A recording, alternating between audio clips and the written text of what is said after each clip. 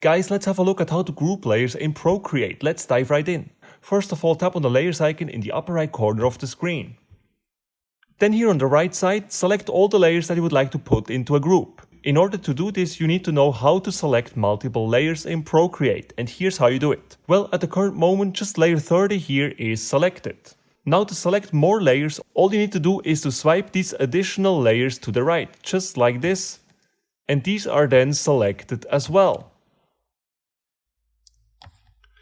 So at the current moment I have 1, 2, 3, 4, 5 layers selected, and now if I would like to make a group with these 5 layers right here, you can do that by tapping here on group in the upper right corner of the screen. So let's do that.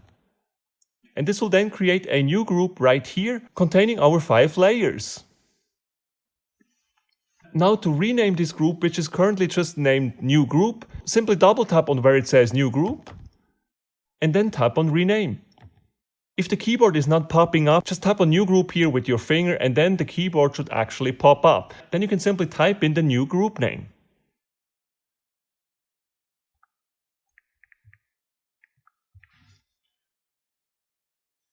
Once you're done, tap on return. And we successfully renamed the group to Group 1. Group 1 is currently expanded here, and as we've discussed before, this group contains 5 layers. If you press on the down arrow next to the group, you can actually collapse the group. If you have a lot of groups, it's always helpful to collapse groups because it can become a real mess if you have a lot of groups with a lot of layers and nothing is collapsed. And that's it, guys. This is how you group layers in Procreate. If you enjoyed this video, please make sure to smash the like button and subscribe for more Procreate tutorials.